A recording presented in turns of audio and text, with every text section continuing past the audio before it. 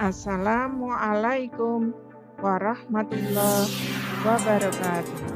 Salam guru penggerak, tergerak, bergerak, menggerakkan.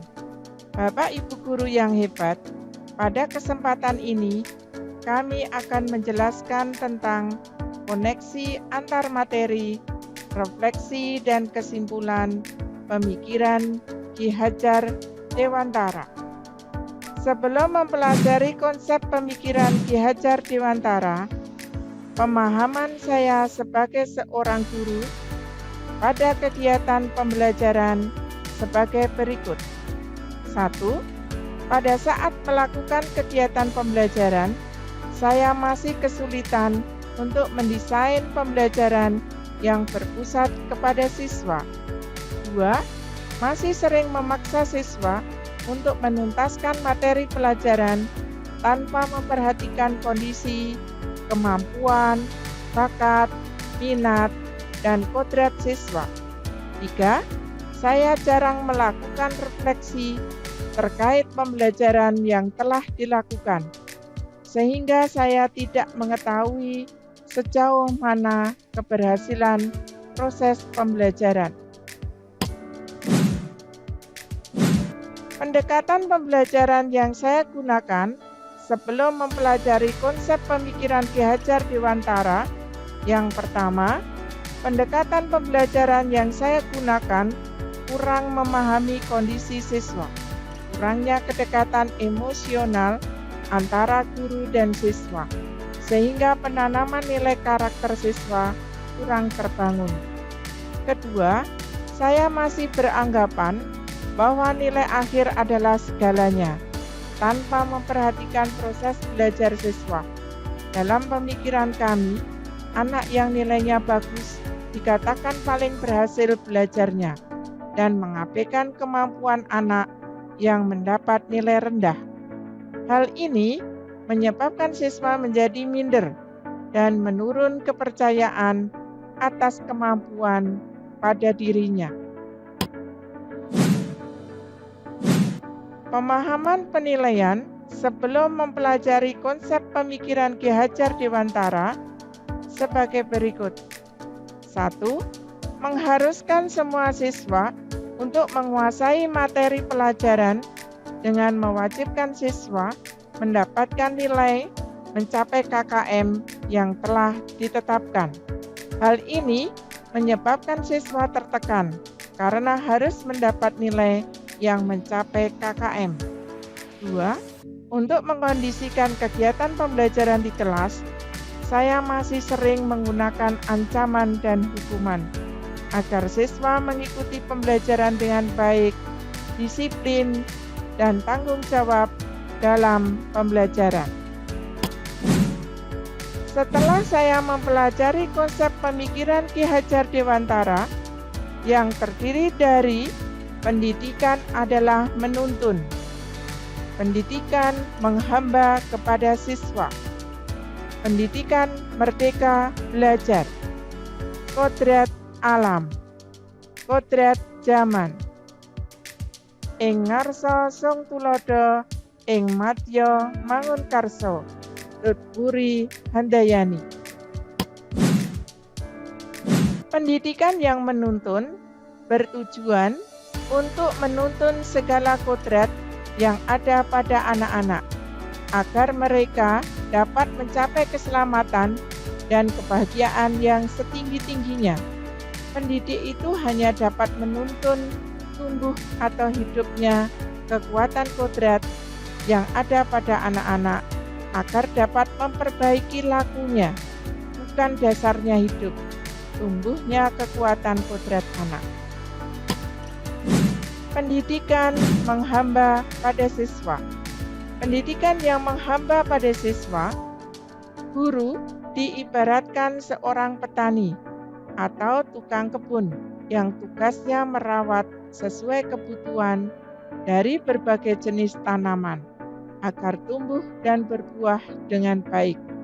Tentu saja, beda jenis tanaman, beda perlakuannya. Artinya, bahwa kita seorang guru harus bisa melayani segala bentuk karakteristik, kemampuan, dan gaya belajar siswa yang berbeda-beda. Pendidikan yang memerdekakan membuat siswa belajar tanpa tekanan, sesuai karakteristik dan kemampuan anak. Sebagai seorang guru, kita harus bisa memberikan kebebasan kepada murid untuk mengembangkan ide, berpikir kreatif, mengembangkan bakat, minat siswa. Tapi kebebasan itu bukan berarti kebebasan mutlak. Perlu tuntunan dan arahan dari guru supaya anak tidak kehilangan arah dan membahayakan dirinya. Strategi yang saya lakukan adalah mengidentifikasi karakteristik siswa, mengetahui hambatan, kemajuan, dan tingkat perkembangan siswa dalam belajar, menggunakan pendekatan pembelajaran yang variatif agar membuat siswa senang, semangat dalam mengikuti pembelajaran. Kodrat alam berkaitan dengan sifat dan bentuk lingkungan di mana anak berada. Artinya bahwa setiap anak sudah membawa sifat atau karakternya masing-masing. Jadi sebagai guru, kita tidak bisa menghapus sifat dasar tersebut. Yang bisa dilakukan adalah menunjukkan dan membimbing mereka agar muncul sifat-sifat baiknya sehingga menutupi sifat-sifat jeleknya. Kodrat zaman. Kodrat zaman berkaitan dengan isi dan irama.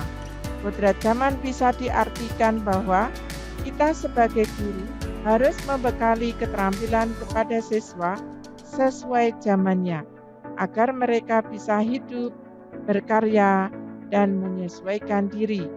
Dalam konteks pembelajaran sekarang, kita sebagai seorang guru harus membekali siswa dengan kecakapan abad 21. Trilogi pemikiran Ki Hajar Dewantara. Hal terpenting yang harus dilakukan seorang guru adalah menghormati dan memperlakukan anak dengan sebaik-baiknya, sesuai kodratnya. Melayani mereka dengan setulus hati, memberikan teladan, ing ngarsa sung tulodo, membangun semangat, ing madya mangun karso, dan memberikan dorongan tutburi handayani bagi tumbuh kembangnya anak, menuntun mereka menjadi pribadi yang terampil, berakhlak mulia, dan bijaksana, sehingga mereka akan mencapai kebahagiaan dan keselamatan. Penerapan mewujudkan pemikiran Ki Hajar Dewantara. Yang pertama, mengetahui latar belakang dan karakter siswa. Kedua, melakukan pendekatan emosional siswa dengan menjalin komunikasi kepada siswa dan orang tua. Merancang pembelajaran yang inovatif, menyenangkan, berpusat pada siswa. Memberikan ruang dan kesempatan kepada siswa untuk mengembangkan bakat, minat, dan kreativitasnya. Melakukan pembiasaan, penguatan karakter siswa secara berkelanjutan. Berusaha menjadi teladan, membangun semangat, dan memberikan dorongan kepada siswa. Bapak Ibu guru yang hebat, mari kita terus bergerak untuk mewujudkan profil pelajar Pancasila. Wabillahi taufik walhidayah. Wassalamualaikum warahmatullahi wabarakatuh.